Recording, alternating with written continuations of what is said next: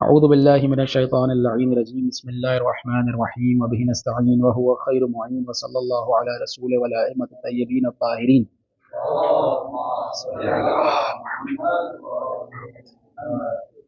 ہماری گفتگو کتاب الغیبہ للنعمانی شیخ محمد ابن ابراہیم بن جعفر النعمانی کے جنہیں سعادت حاصل ہوئی کہ انہوں نے غیبت صغریٰ اور غیبت کبریٰ دونوں کا دور دیکھا، اور ایک اور سعادت جو شیخ صاحب کو حاصل ہوئی ہے، شیخ نعمانی کو، وہ یہ کہ الکافی کتاب الکافی لکھنے میں انہوں نے اپنے استاد کا ساتھ دیا. اپنے زمانے کے بہت بڑے محدث، بہت بڑے عالم اور بہت بڑے فاضل کہ جنہوں نے مختلف شہروں کا دورہ کیا صرف علم حاصل کرنے کے لیے، شیراز، قم، بغداد، نجف، اور اس طرح سے جو ہے وہ نہیں، نجف نہیں، شیراز، قم، بغداد، مشہد، اور اس کے بعد وہ حلب چلے گئے، اور حلب میں ہی ان کا انتقال ہوا، اور وہیں پر ہی کیا کہتے ہیں، اور یہ سارا سفر جو انہوں نے کیا تھا وہ صرف اور صرف حصول علم اور علم کو پھیلانے کے لیے، یعنی روایت اہل بیت علیہ السلام کو، شیعت کو پھیلانے میں ان کا ایک بہت بڑا ہاتھ ہے.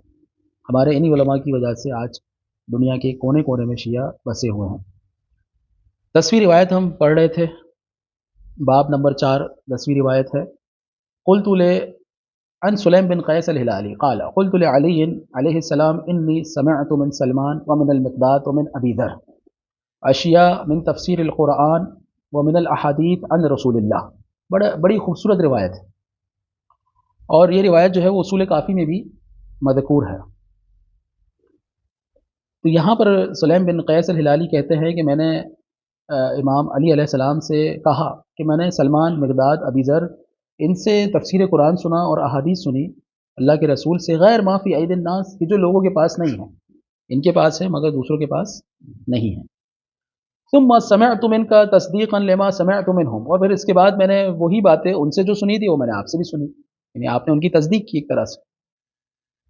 ورأيت في أيدي الناس أشياء كثيرة من تفسير القرآن ومن الأحاديث عن رسول الله يخالفونه فيها ويزعمون أن ذلك كان كله باطلا. اب یہاں میں نے جب دوسروں سے تفسیر قرآن سنی، دوسروں سے مراد یعنی کہ جو مقداد، ابو ذر اور سلمان کے فکر کے نہیں ہیں، ان کے منہج کے نہیں ہیں، جب ان سے میں نے احادیث اور تفسیر سنی تو یخالفونہم فیہا ویزعمون ان ذلک کان کلہ باطلا، کہ اب یہ جو حدیثیں بیان کر رہے ہیں رأیت فی عید الناس، اس میں مخالفت ہے، یعنی جو حدیثیں سلمان کے پاس ہے وہ حدیثیں ان کے پاس نہیں ہیں، یا وہ ان کا انکار کر رہے ہیں یا اس کی مخالف میں حدیث ہے. اب جو تفسیر سلمان کے پاس ہے وہ ان کے پاس نہیں ہے، تو دونوں کے درمیان کیا ہے؟ مخالفت پائی جاتی ہے. افترا انہم یکذبون علی رسول اللہ، کہ آپ یہ دیکھ رہے ہیں کہ وہ لوگ اللہ کے رسول پر جھوٹ باندھیں گے، متعمدین، جان بوجھ کر جھوٹ باندھیں گے، وَيُفَسِّرُونَ الْقُرْآنَ بِآرَائِهِمْ، اور قرآن کی تفسیر اپنی رائے سے کریں گے، کہ ان کے بارے میں بات ہو رہی ہے. امیر المومنین جو ہے وہ ان سے سوال کیا جا رہا ہے کہ آپ یہ دیکھتے ہیں کہ انہوں نے جان بوجھ کے ایسا کیا ہے.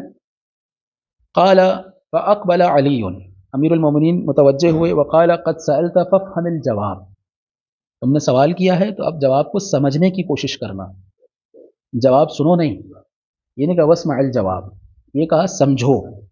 ان فی اید الناس حقا وباطلا وصدقا وکذبا وناسخا ومنسوخا وخاصا وعاما ومحکما ومتشابہا وحفظا ووہما، لوگوں کے ہاتھوں میں جو کچھ بھی ہے، چاہے وہ حدیث ہو، چاہے وہ تفسیر ہو، یا تو وہ ناسخ ہے، یا تو منسوخ ہے، یا تو سچ ہے، یا تو جھوٹ ہے، یا تو حق ہے، یا تو باطل ہے، یا تو خاص ہے، یا تو عام ہے، یا تو محکم ہے، یا تو متشابہ ہے، وہ حفظا و وہما، بعض نے حفظ کیا ہوا ہے، بعض کو وہم ہے. سمجھ رہے ہیں آپ؟ وقد كذب على رسول اللہ على عهده حتى قام خطیبا، اللہ کے رسول کے دور میں اللہ کے رسول پر جھوٹ باندھا گیا، یہاں تک کہ اللہ کے رسول کھڑے ہوئے انہوں نے خطابت کی. کیا کہا؟ کیا خطابت کی؟ فقال ایھا الناس، اے لوگو، قد کثرت علی الکذاب، مجھ پر جھوٹ بولنے والوں کی تعداد بڑھ چکی ہے. یہ کون ہے؟ یہ اللہ کے رسول کا دور ہے. یہ وہ تمام روایتیں جو اللہ کے رسول کے دور سے آپ کو ملے، اس کا مطلب ہرگز یہ نہیں ہے وہ ساری روایتیں کیا ہیں؟ صحیح. سمجھ رہے ہیں آپ؟ خود اللہ کے رسول صحابہ کے درمیان کھڑے ہوئے ہیں اور فرما رہے ہیں قد کثرت علی الکذاب، کہ اے میرے صحابیوں، اے میرے مسلمانوں، یہ بات جان لو کہ مجھ پر جھوٹ باندھنے والوں کی تعداد بہت زیادہ ہو چکی ہے۔ فمن كذب علی متعمدا فلیتبوأ مقعدہ من النار۔ اب جو مجھ پر جھوٹ باندھتے جان بوجھ کر، تو اپنا ٹھکانہ جہنم جان لے کہ اس کا ٹھکانہ کیا ہے؟ جہنم ہے۔ اچھا، اب یہ بات ختم نہیں ہوئی، اللہ کے رسول کھڑے ہوئے، ان کا دور ہے، صحابہ کا مجمع ہے، مسلمانوں کا مجمع ہے، اور اللہ کے رسول اس مجمع میں کھڑے ہو کے کہہ رہے ہیں کہ مجھ پر بہت زیادہ جھوٹ باندھا جا رہا ہے، جھوٹوں کی تعداد بڑھ گئی ہے۔ اب جو جھوٹ بولے گا، میری طرف روایت کو منقول کرے گا، حدیث کو منقول کرے گا، پھر میں بین قوسین یہ بات دوبارہ سے تاکید کروں تاکہ جو ہمارے اذہان میں موجود ہے، سمجھ رہے ہیں کہ جو کچھ بھی کسی بھی صحابی نے امام سے اور اللہ کے رسول سے روایت نقل کی، تو اس کا مطلب وہ روایت کیا ہے؟ صحیح ہے۔ کیوں؟ کیونکہ وہ اللہ کے رسول کے ساتھ بیٹھے، انہوں نے اللہ کے رسول کو سنا ہے۔ تو یہ کوئی معیار اور میزان نہیں ہے، معیار اور میزان سچ ہے کہ وہ صحابی، وہ مسلمان، وہ راوی آیا وہ سچا تھا یا نہیں تھا۔ وہی بات سمجھ رہے ہیں بس؟ یہ وجہ کیا ہے؟ وجہ یہ کہ اللہ کے رسول خود مسلمانوں کے درمیان کھڑے ہو کر کہہ رہے ہیں کہ مجھ پر جھوٹ بولنے والوں کی تعداد بہت زیادہ بڑھ چکی ہے۔ اچھا، بات ختم نہیں ہوئی، اب امیر المومنین فرماتے ہیں ثم كذب علیہ من بعدہ۔ اس کے بعد جو ہے اللہ کے رسول جب دنیا میں تھے تو لوگوں نے بہت جھوٹ باندھا، بہت ساری روایتیں نقل کی، اس کے بعد بھی بعض مسلمان باز نہ آئے، انہوں نے پھر سے جھوٹ باندھنا اللہ کے رسول پر شروع کر دیا۔ اب یہاں پر امام فرماتے ہیں انما اتاک بالحدیث اربع لیس له خامس۔ دیکھیں بھائی، علم رجال، مؤسس علم رجال امیر المؤمنین ہے۔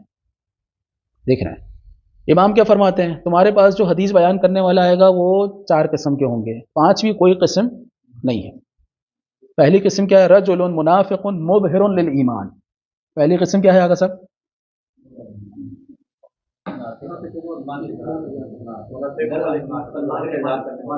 ہاں، احسن، تو یعنی ظاہری طور پہ اپنے آپ کو بہت بڑا مسلمان کہے گا، میں اللہ کے رسول کے ساتھ تھا اور ہر وقت ساتھ تھا، میں نے اللہ کے رسول کے ساتھ بہت وقت گزارا ہے، تو وہ اپنے ایمان کا اظہار کرے گا، لیکن دل میں کیا ہوگا؟ اس کے کفر ہوگا۔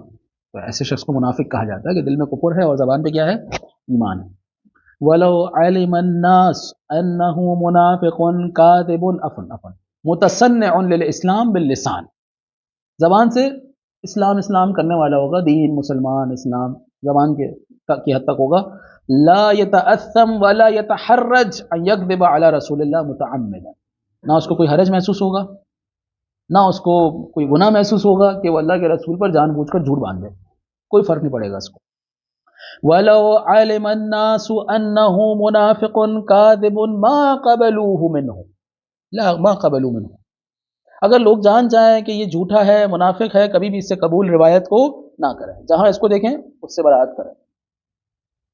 وَلَمْ يُصَدِّقُوهُ، نہ اس کی تصدیق کریں گے، وَلَكِنَّهُمْ قَالُوا هَذَا قَدْ صَحَّبَ رَسُولَ اللَّهِ، لیکن بیچارے مسلمان، سیدھے سادے مسلمان، اللہ کے رسول سے محبت کرنے والے مسلمان کہتے ہیں کہ یہ تو صحابی رسول ہے، کیسے ہو سکتا ہے کہ جھوٹ بولے؟ صحابی رسول کیسے جھوٹ بول سکتا ہے؟ ہاں، وَقَدْ رَآهُ وَسَمِعَ مِنْهُ، اس نے اللہ کے رسول کو دیکھا ہے، اللہ کے رسول سے سنا ہے، وَأَخَذُوا عَنْهُ وَهُمْ لَا يَعْرِفُونَ حَالَهُ، وہ اس سے حدیثیں لیتے ہیں لیکن اس کے حال کے بارے میں، احوال روات ہم کہتے ہیں نا، علم رجال میں کیا ہوتا ہے؟ يُبْحَثُ فِيهِ عَنْ احوال الروات۔ اب دیکھیں امام نے کلمہ احوال بھی استعمال کیا، تو مؤسس علم رجال حقیقتاً کون ہے؟ امیر المؤمنین ہے، کہ لوگ جانتے نہیں ہیں کہ وہ سچا ہے جھوٹا ہے، نہیں جانتے۔ وقد أخبرك الله عن المنافقين بما أخبره ووصفهم بما وصفهم، فقال عز وجل وإذا رأيتهم تعجبك أجسامهم، جب آپ انہیں دیکھیں گے تو آپ ان کے جسم کو جب دیکھیں گے تو بہت زیادہ حیرت میں پڑ جائیں گے، تعجب ہوگا، بہت میرے متاثر ہوں گے۔ وَإِن يَقُولُوا تَسْمَعْ لِقَوْلِهِمْ، اور جب وہ کہیں گے تو خود آپ سنیں گے کہ وہ کیا کہہ رہے ہیں۔ یعنی منافق دیکھیں متصنع للاسلام، کیسے اسلام کا اظہار کرتا ہے، کہ اس کے کپڑے، اس کا لباس، آگا صاحب اس کے اقوال، ایسا لگے گا کہ اس سے بڑا کوئی مسلمان ہے ہی نہیں۔ دیکھ رہے ہیں آگا صاحب؟ دیکھتے ہیں بہت سارے لوگوں نے جو علماء ہیں ان کی توثیق نہیں کی، لیکن عام بندوں کے نام وہ مؤثر نہیں بنے۔ جی ہاں، اسی وجہ سے لباس اور اقوال سے جو ہے وہ اسلام کو نہیں پہچانا جا سکتا۔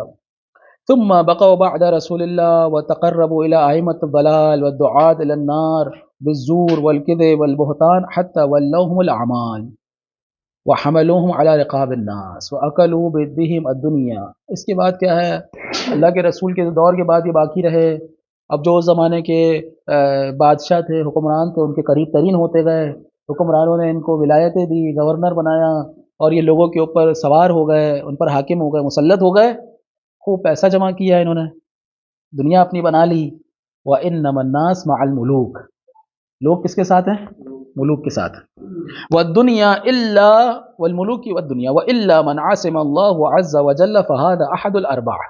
تو یہ چار میں سے پہلی قسم ہے جنہوں نے دنیا کو ترجیح دی. اب دوسری قسم کیا ہے؟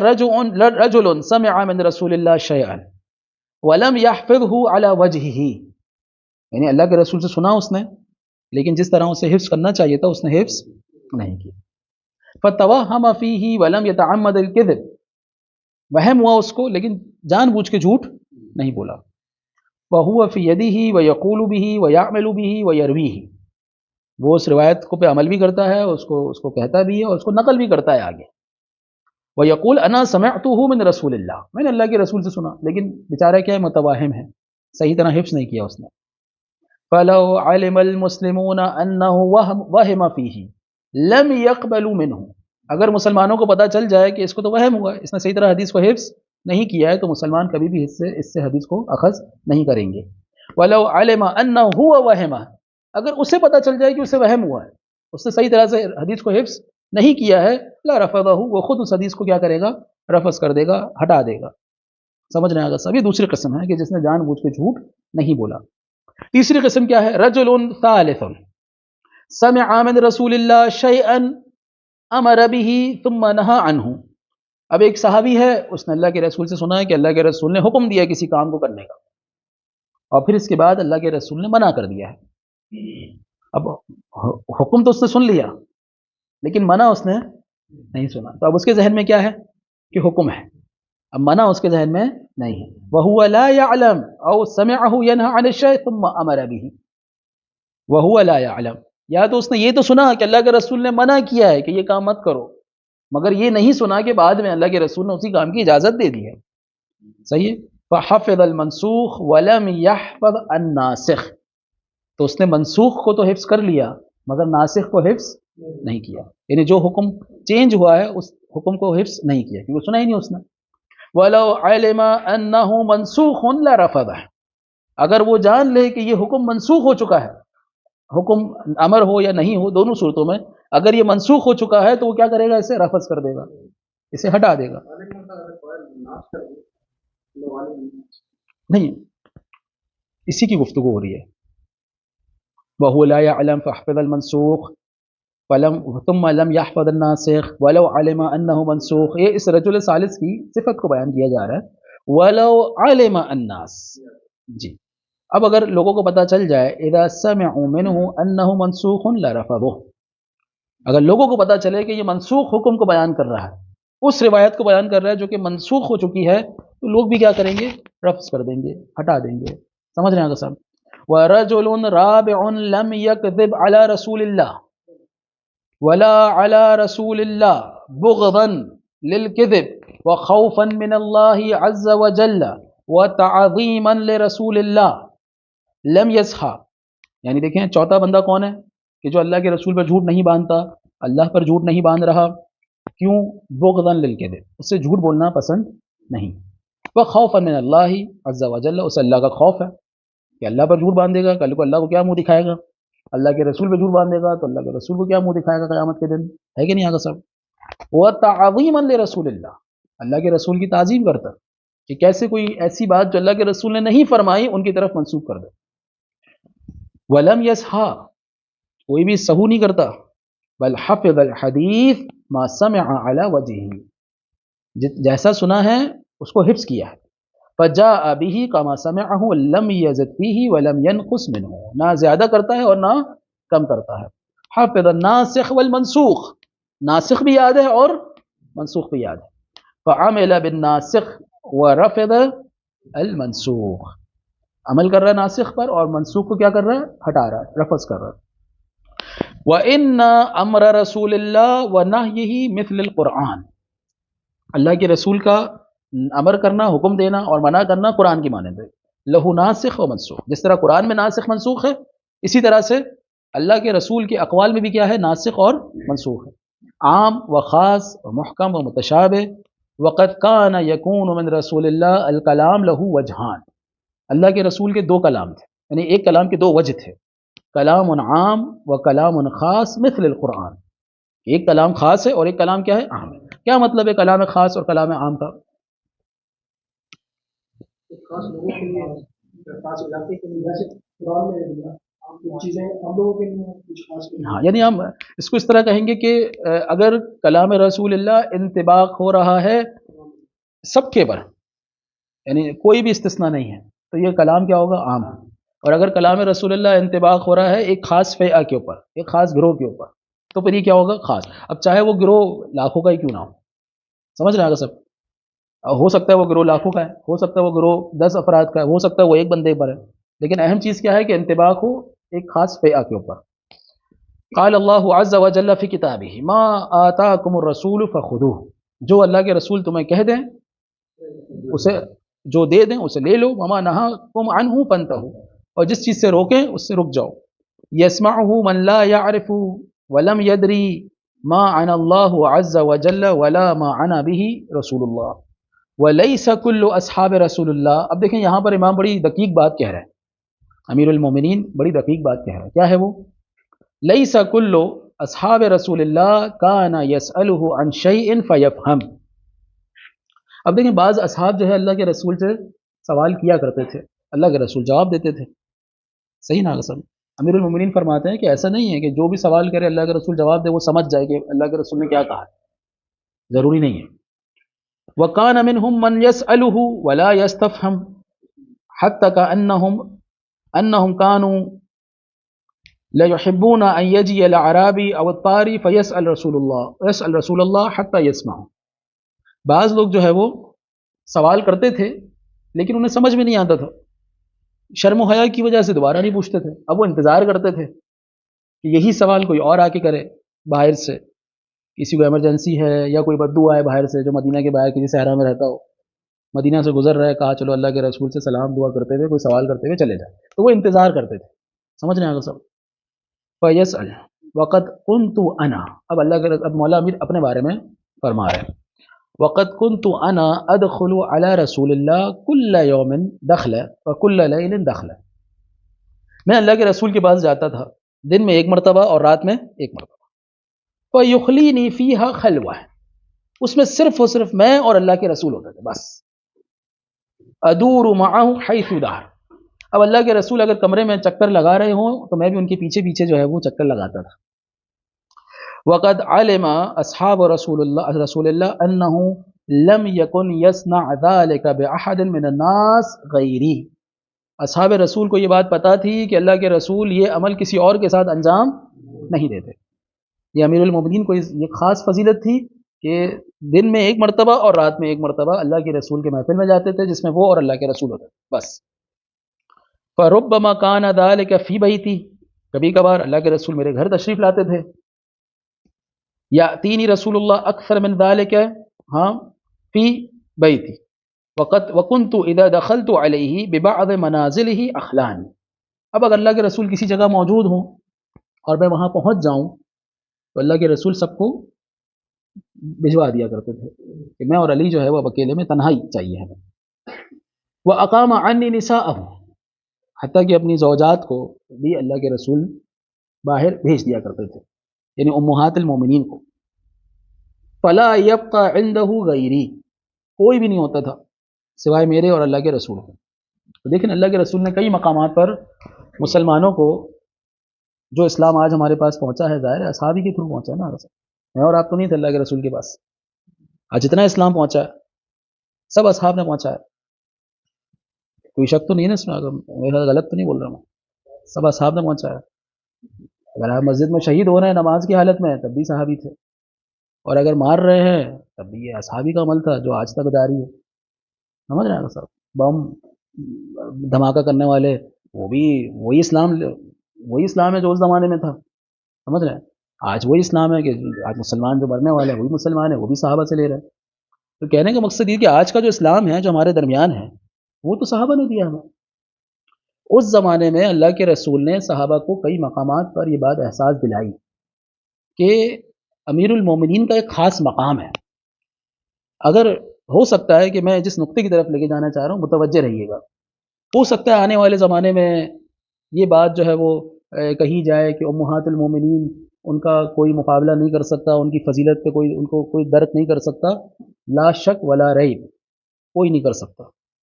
لیکن ایک ہستی مقدس ہستی وہ ہے کہ جس کے آتے ہی اللہ کے رسول امہات المومنین کو بھی رخصت کر دیا کرتے۔ سمجھ رہے ہیں سب؟ اصحاب کو کئی دفعہ اللہ کے رسول نے یہ بات بتلائی ہے، جبھی تو امیر المومنین پر فرما رہے ہیں، خود فرما رہے ہیں، یعنی میں نہیں کہہ رہا، میرے الفاظ نہیں ہیں، سمجھ رہے ہیں؟ خود امیر المومنین فرما رہے ہیں کہ اقام عنی نساءہ، اپنے گھر کی جتنی خواتین ہوتی تھی سب کو کھڑا کر دیتے تھے کہ یہ چلے جاؤ بس، اب علی آ چکے ہیں، کچھ گفتگو کرنی ہے، اب آپ لوگ چلے جائیے۔ سمجھ رہے ہیں سب؟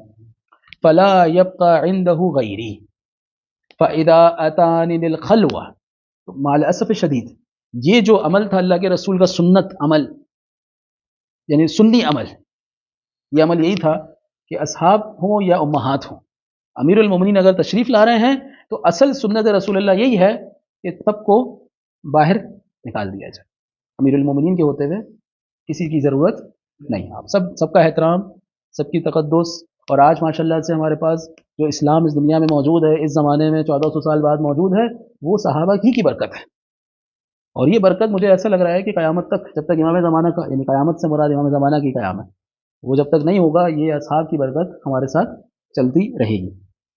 فَإِذَا أَتَانِ لِلْخَلْوَ مَعَهِ فِي مَنزِلِي لَمْ تَقُمْ عَنِّي فَاطِمَةٌ۔ اب دیکھیں، اب جب میرے گھر آتے تھے تو بیوی زہرا کو کمرے سے باہر نہیں نکالتے تھے۔ اب دیکھیں یہ چیز بھی اصحاب کو پتا تھی، یہ چیز بھی امہات کو پتا تھی۔ ولا احد من ابنی، اور نہ میرے بیٹوں میں سے کسی کو باہر نکالتے تھے۔ وکنت اذا ابتدات اجابنی، اگر میں کوئی سوال کرتا تو فوراً اللہ کے رسول جواب دیتے۔ واذا سکت عنہ وفنیت مسائلی ابتدأنی، اب جب میں خاموش ہو جاتا تھا، اپنے سارے سوال کر لیتا تھا، تو اب اللہ کے رسول بولنا شروع کرتے تھے۔ وَدَعَا اللَّهُ أَن يُحَفِّظَنِي وَيُفَهِّمَنِي، اور پھر اس کے بعد دعا کرتے تھے اللہ کے رسول کہ یہ مجھے یاد رہے اور میں سمجھ جاؤں کہ اللہ کے رسول کیا کہنا چاہ رہے ہیں۔ دیکھیں، سمجھ جانا یہ سب سے اہم ہے، یعنی سن لینا، یاد کر لینا اپنی جگہ اہمیت رکھتا ہے، لیکن بات کو سمجھ جانا، تقریر رسول کو سمجھ جانا۔ کو تقریر رسول کیا ہے؟ اقوال رسول میں تقریر رسول کیا ہے؟ حجت ہے، یعنی سنت رسول۔ سنت میں کیا شامل ہے؟ قول اور فعل۔ تقریر بھی اس میں ہے کہ اللہ کے رسول اگر بعض مقدس اصحاب کو اور مقدس امہات کو اپنے کمرے سے باہر نکال رہے ہیں اور بی بی زہرا سلام اللہ علیہا کو اپنے کمرے سے باہر نہیں نکال رہے ہیں، تو سمجھدار کے لیے یہی اشارہ کافی ہے کہ کس کی تعظیم کتنی ہے۔ سمجھ رہے ہیں آگے سب؟ اور پھر بی بی زہرا سلام اللہ علیہا کو نظر انداز کرنا صحیح ہے، ان کے اقوال کو نظر انداز کرنا اور انہیں اپنی کتب میں ذکر نہ کرنا۔ اہل بیت علیہ السلام سے کتنی روایتیں مسلمانوں نے اخذ کی، آپ اگر جا کے ریسرچ کریں آپ خود حیران ہو جائیں گے کہ اللہ کے رسول نے جن کو بٹھایا ان کی روایتیں آپ کو انگلیوں پر آپ گن سکتے ہیں کہ اتنی روایتیں انہوں نے نقل کی مولا امیر کی شان میں، بلکہ تمام روایتیں جو اہل بیت سے نقل ہوں، کسی بھی حوالے سے ہو، کسی بھی موضوع پر ہو، اگر آپ گننے بیٹھیں تو شاید وہ چند روایتیں ہوں گی، مجھے عدد پتہ ہے لیکن میں بیان نہیں کرنا چاہ رہا، ہو سکتا ہے کہ عدد اپ اینڈ ڈاؤن ہو، لیکن آپ جا کے دیکھیں آپ خود حیران ہو جائیں گے۔ اور جن کو نکالا ان کی عدد آپ دیکھیں روایت کی، سمجھ رہے ہیں؟ یہ سب ماشاءاللہ سے صحابہ کی برکات میں سے ایک برکت ہے۔ جید فما نسیت شیئا قط مندعا لی، جب سے اللہ کے رسول نے میری دعا کی میں کبھی بھی نہیں بھولا۔ وانی قلت لرسول اللہ صلی اللہ علیہ وآلہ، یا نبی اللہ، یا اللہ کی نبی، انک منذ دعوت اللہ لی بما دعوت لم انس مما علمتنی شیئا وما تملیہ علی فلم تأمرنی بکتبہ فلما تأمرنی بکتبہ اتتخوف علی نسیان۔ تو آپ مجھے لکھنے کا کیوں کہتے ہیں؟ جب سے آپ نے میرے لیے دعا کی ہے میں کچھ بھی نہیں بھولتا، مجھے سب یاد رہتا، لیکن آپ نے مجھے لکھنے کا حکم کیوں دیا ہے؟ کہ آپ کو ڈر ہے، خوف ہے کہ میں بھول جاؤں گا بعد میں۔ فقال یا اخی الست اتخوف علیک النسیان، مجھے بالکل خوف نہیں ہے کہ تم بھولو گے، ولل جہل، نہ تم جاہل ہوگے ان چیزوں سے، وقد اخبرنی اللہ عز وجل انہ قد استجاب لی فیک وبشرکائک الذین یکونون من بعدک، پروردگار عالم نے مجھے بتا دیا ہے کہ میری یہ دعا قبول ہو چکی ہے، تمہارے بارے میں بھی قبول ہو چکی ہے، اور جو تمہارے شرکاء ہیں، تمہارے اوصیاء ہیں، ان کے بارے میں بھی دعا قبول ہو چکی ہے۔ وانما تکتبہم لہم، تم ان کے لیے لکھ رہے ہو۔ اب یہ لہم کون ہے؟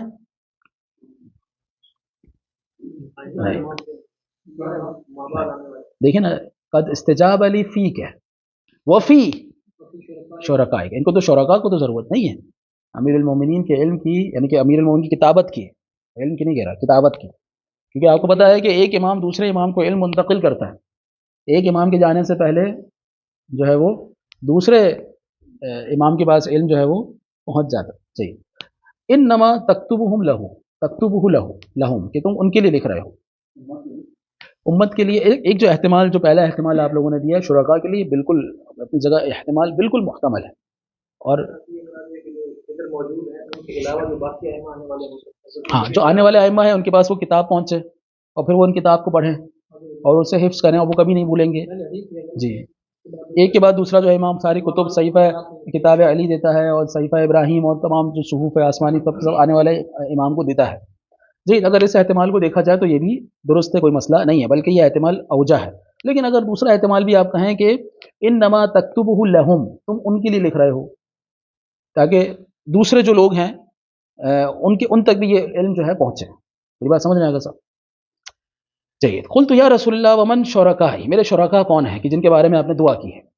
قال الذین قرنهم اللہ بنفسہ وبہ، فقال یا ایھا الذین آمنوا اطیعوا اللہ واطیعوا الرسول واولی الامر منکم، کہ جسے اللہ تعالیٰ نے اپنے ساتھ اور میرے ساتھ ملایا ہے، اور وہ اطاعت ہے کہ اللہ کی اطاعت کرو، اللہ کے رسول کی اطاعت کرو، اور اولی الامر کی اطاعت کرو۔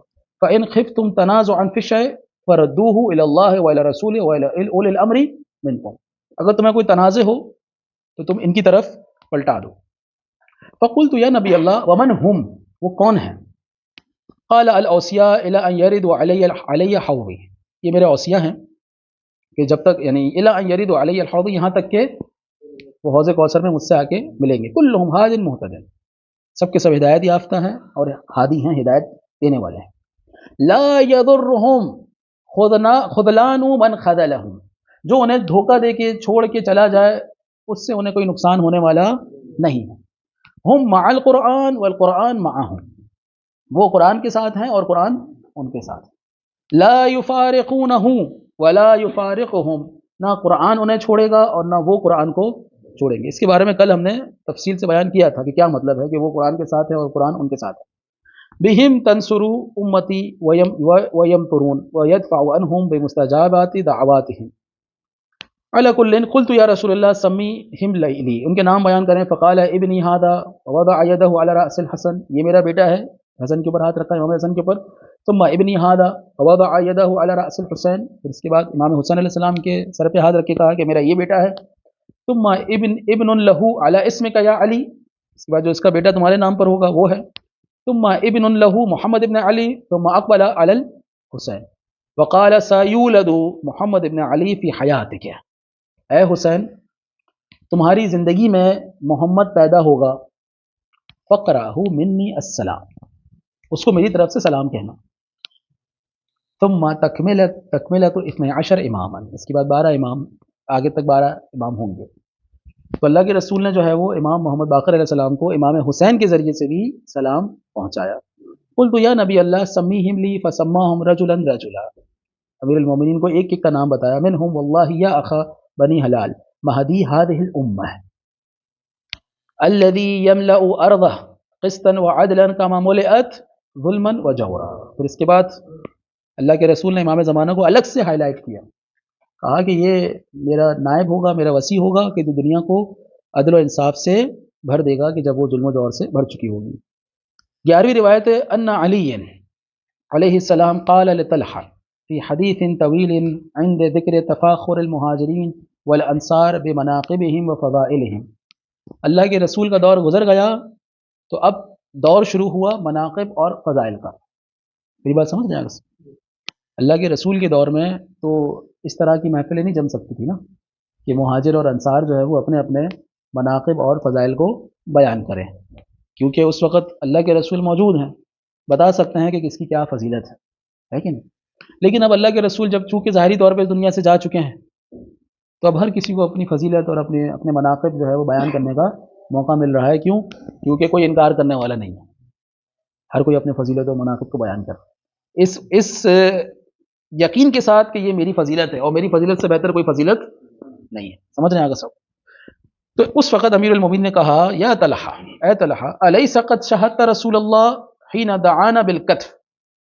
اچھا، کتف کسے کہتے ہیں؟ کندھے کی ہڈی ہے.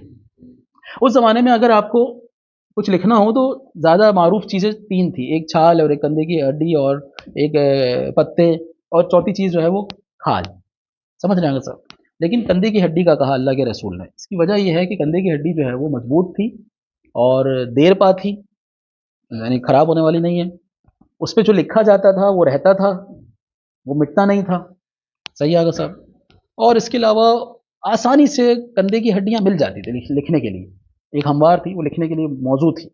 سمجھ رہے ہیں صاحب؟ تو اس زمانے میں ایک آسان چیز تھی، اگر کوئی اہم چیز لکھنی ہو تو لوگ کندھے کی ہڈی پر لکھتے تھے کتف. تو اللہ کے رسول نے کتف کو منگوایا کہ لے کر آؤ کتف. لِيَكْتُبَ فِيهَا مَا لَا تَضُلُّ الْأُمَّةُ بَعْدَهُ وَلَا تَخْتَلِفُ، کہ اس میں ایسی تحریر لکھ دیں کہ جس کے بعد امت میں کوئی اختلاف نہ ہو، نہ امت گمراہ ہو. اچھا، منگوائی بھی بڑی مضبوط چیز کہ اگر امت اسے 1000 سال کے لیے رکھ بھی دے تب بھی خراب ہونے والی نہیں ہے. سمجھ رہے ہیں صاحب؟ فقال صاحبك ما قال، تمہارے جو صاحب ہے اس نے کیا کہا؟ ان الرسول اللہ لا یحجر، گویا کہ اللہ کے رسول جو ہے اپنے ہوش و آواز جو ہے نعوذ باللہ کھو چکے. فغضب رسول اللہ وترکہ، اللہ کے رسول غضبناک ہوئے اور اس معاملے کو چھوڑ دیا. قال بلا قد شہدتہ، طلحہ نے کہا ہاں میں گواہی دیتا ہوں کہ میں نے دیکھا. قال فانکم لما خرجتم، اب جب تم چلے گئے، اخبرنی رسول اللہ بالذی اراد ان یکتب فیہا. کتنی امپورٹنٹ بات کہی امیر المومنین نے. اب جب تم سارے کے سارے چلے گئے تو اللہ کے رسول نے مجھے وہ بتایا جو وہ لکھنا چاہتے تھے. وَيَشْهَدُ عَلَيْهِ الْعَامَّةُ وَأَنَّ جِبْرَائِيلَ عَلَيْهِ السَّلَامَ أَخْبَرَهُ بِأَنَّ اللَّهَ تَعَالَى قَدْ عَلِمَ أَنَّ الْأُمَّةَ سَتَخْتَلِفُ وَتَفْتَرِقُ. جبرائیل نے بتا دی اللہ کے رسول کو کہ آپ کے جانے کے بعد امت میں فرقہ واریت ہوگی، دھماکے ہوں گے، لوگ شہید ہوں گے نماز کی حالت میں. اس نماز پڑھ رہے ہیں، مارنے والا اپنے آپ کو لا الہ الا اللہ کہہ رہا ہے اور مرنے والا شہید ہونے والا بیچارہ اللہ کی عبادت کر رہا ہے. دیکھ رہے ہیں آپ سب فکر؟ دیکھ رہے ہیں آپ کتنی خطرناک فکر ہے.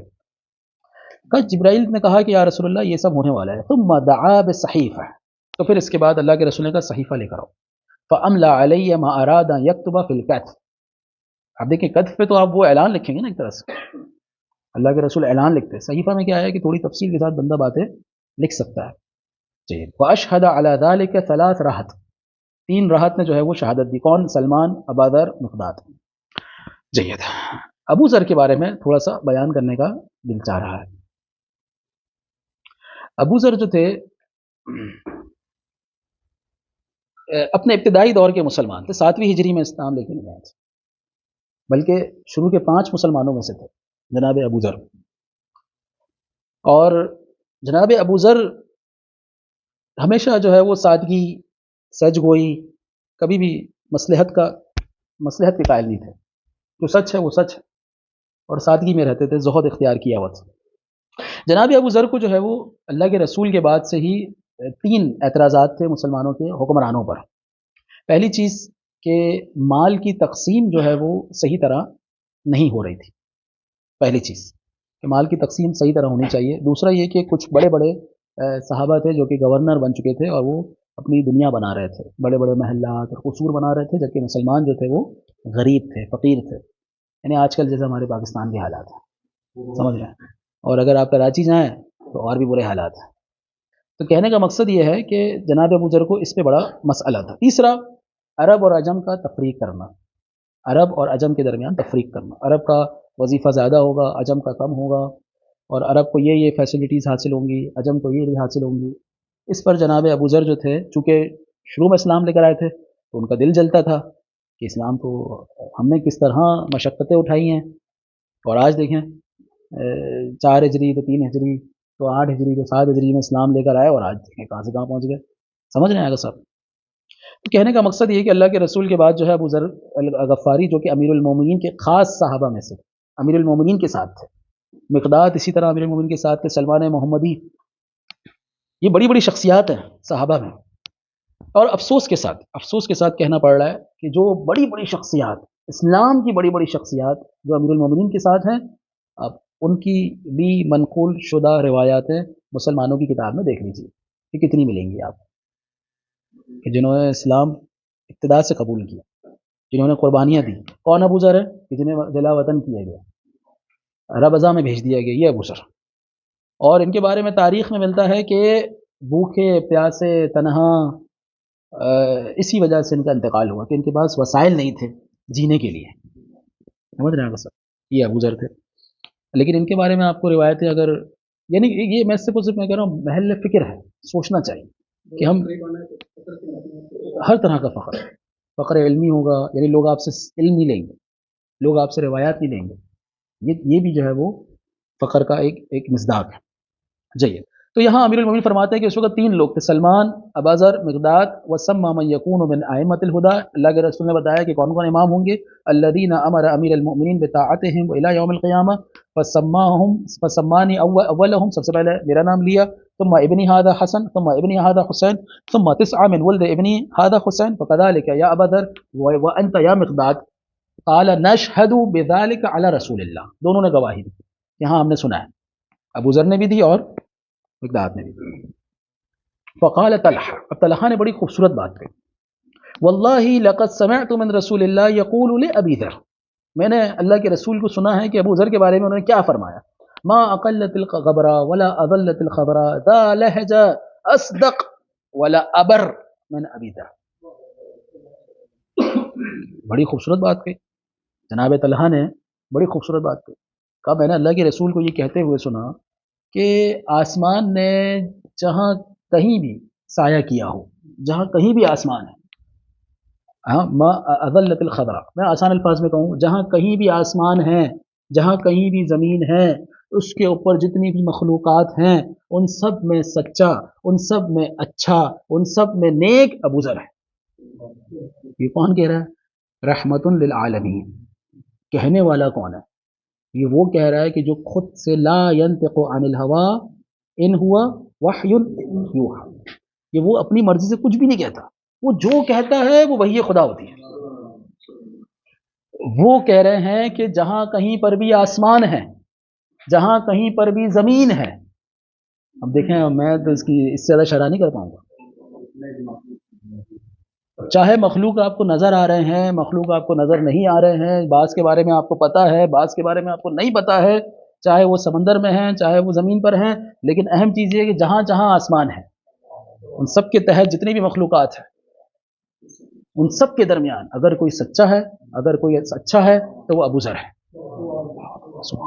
میں اگر کہوں کہ اگر مدینہ میں بھی کہہ دیتے اللہ کے رسول تب بھی بہت تھا، صرف مدینہ کے بارے میں کہتے تب بھی بہت تھا.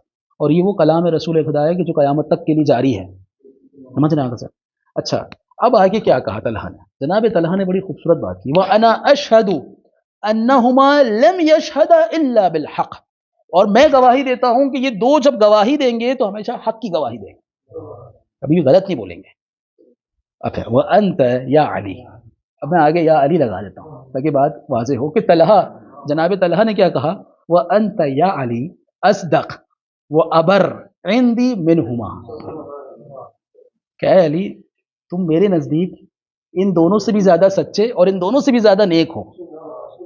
دیکھنا آگا سر، یہ جناب طلحہ نے جو ہے وہ اس بات کا اقرار کیا. سمجھ رہے ہیں آگا سر؟ اس کے بعد ہے 12ویں، قال علی ابن ابی طالب علیہ السلام مررت برجل سماہ لی فقال ما مثل محمد الا كمثل نخلة نبتت في كبات، کہ محمد کی مثال، میں کہتا ہوں اس روایت کو انشاءاللہ پھر کل کے لیے رکھ دیتے ہیں. والحمدللہ رب العالمین.